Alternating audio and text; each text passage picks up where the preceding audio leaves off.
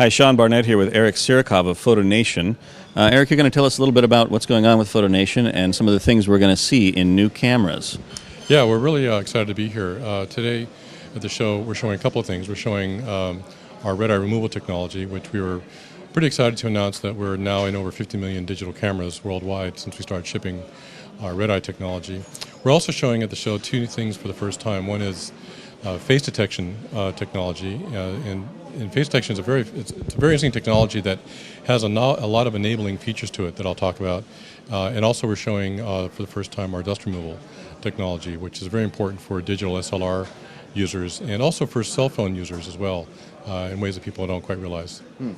And so tell me a little bit more about the face recognition. What's unique about your solution? Most of the photographs of the world are taken of people. Right. And yet when people take pictures and when the technology inside cameras takes pictures of people, you don't really know much about the fact that there's a person.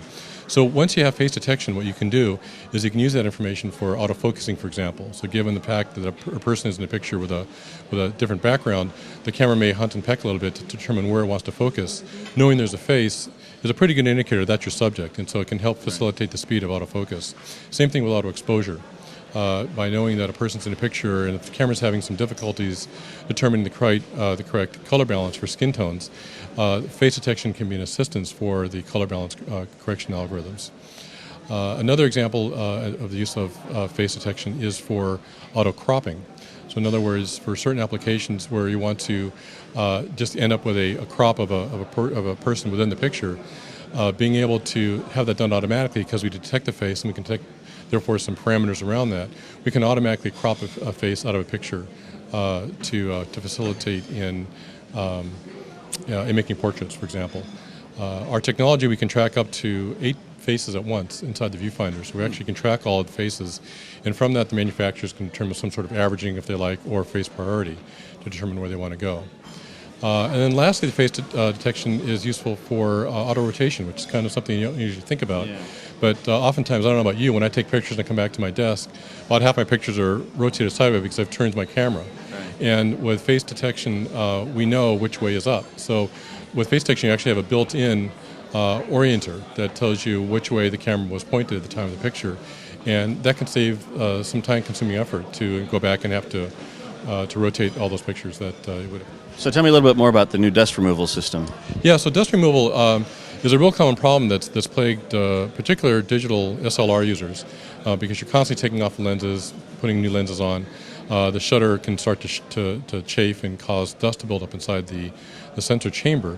And the result is that after you take shots, and particularly as you've used your camera over time, you have to go back through in Photoshop or some retouching software to sort of manually pick out the dust specks, and that's very time-consuming.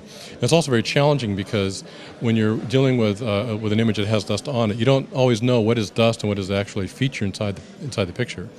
So what we've done is developed a technology where we have a calibration system that you take a picture of a white or diffuse background, and then we have a dust map. And then from that dust map, we can use that to automatically reduce the dust of pictures that are taken subsequently. And we can do that rather quickly. For example, the demos that we're showing here today have 61 dust specks on them, and we do that in about 430 milliseconds. So that can be done as a one operation inside the camera without all that manual, detailed effort that you have to go through and retouching, which is really quite cumbersome. When will we start seeing these in cameras? I would expect to see our dust detection coming out in the next year. We don't have any specific announcements right now. This is the show that we're showing our technology for the first time. Okay, well, thanks very much for sharing that with us. Thanks for your interest.